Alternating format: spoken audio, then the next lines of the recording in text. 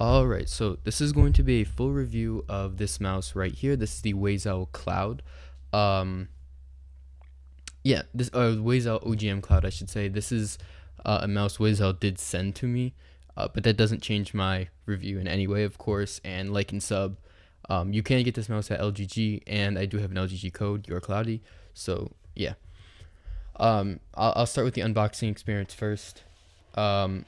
So when you open up the mouse, you have the mouse. Oh yeah, also I will mention they did send me the 4K dongle too. This is an add-on of about $15. So the stock price of this mouse is $95. I think you can get it like 110 or like 105 with the dongle too though. So yeah, the 4K hertz dongle. You're greeted with just a box of stuff, kind of. I haven't put on the other feet. They do give you a set of big feet. It comes with smaller feet, and they also give you the 1K hertz dongle, of course. It does say Waizowl on it, and it has like this ribbed texture. And then you get your grips. They do give you side button grips as well, which is nice. They feel a lot like aftermarket grips. They're better than the G Wolves grips, I'd say. They kind of feel like razor grips a little bit, I guess. So other than that, what you get in here is you get a cable. It is not great, not a great cable, I'll be honest with you, but yeah, it's just a standard cable. Now, moving on to the actual mouse. This mouse, like I said, comes in at $95 and then plus $15 for the dongle. This is a 4,000 hertz mouse, $33.95.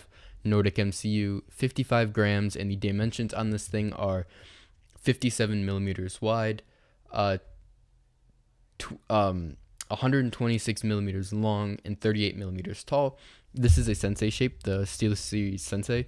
So if you do like the Sensei shape, you will probably like this thing. It only comes in red though, but the red in here just looks like a very like cherry dark red. It comes out. It's actually way darker in person than it comes off in camera. It's much brighter than the Pulsar red in person. So yeah, and this thing, how I feel about the shape of it, I love the shape of it. It is a little bit long in my opinion, but I used to love the FK2, and this basically to me feels like an FK2 in a way, with a hump on it, and I do really like that. I love the FK2 shape. It's one of my favorites of all time. But if you don't like very curved or back curved mice that flare out very wide, you are not going to like this mouse at all. And this is a pure claw mouse. This is not a palm mouse. This is not a fingertip mouse. This is a claw mouse, 100%. If you don't claw, I really wouldn't look at this mouse. So yeah. Now let's talk about the buttons. So the main buttons are using Huano Blue Shell Pink Dots. I have no idea what's on the side buttons. I have no idea what's on the scroll wheel. I will be completely honest with you, but I will give you a sound test right now. So right and left click.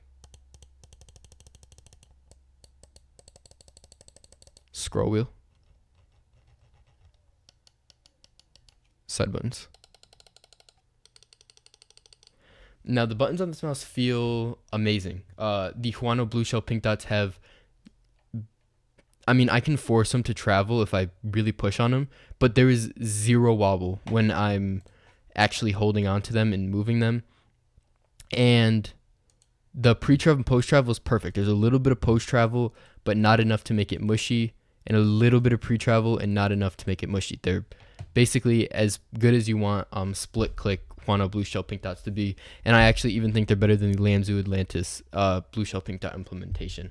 Now, the side buttons are also okay. They do have a little bit of pre-travel, but mainly the thing is there's quite a bit of post-travel on them, and I can even push them in the shell, but they do stop. Like they are very spammable side buttons, and they feel pretty good. They feel like the XM1 side buttons, if you've ever felt the XM1 side buttons, where yeah, they do have a lot of travel on them, but they're pretty poppy and springy. They're decent. And the scroll wheel on this thing is amazing. It's quite smooth. It's very, very smooth and not rough at all. But you can feel the defined steps, and there are ridges on the scroll wheel. If you can see that, I don't even know if you can see that. But yeah, there are ridges on the scroll wheel. The feet. So actually, we'll talk about the coating. The coating does attract a ton of fingerprints. You probably can't see it on the camera, but it does, even though it's red. It's very, very matte. It is a matte, straight matte coating. If you don't like matte coatings, you will hate this coating. Absolutely. It's extremely smooth coating. Now the feet. So it goes for forever on a SkyPad. I don't know what the reason for that is. But it literally will, I can just make it go forever. The feet are extremely fast on a SkyPad for some reason. They're not great feet. They're decent. They are average stock feet. That's really all I have to say about them, honestly. They're decently thick. I don't know exactly how thick they are. You don't need to replace them, really. I don't think. Feet are such a little thing now. I don't think many people care about feet because they're just getting so good now. So you don't need to replace them at all.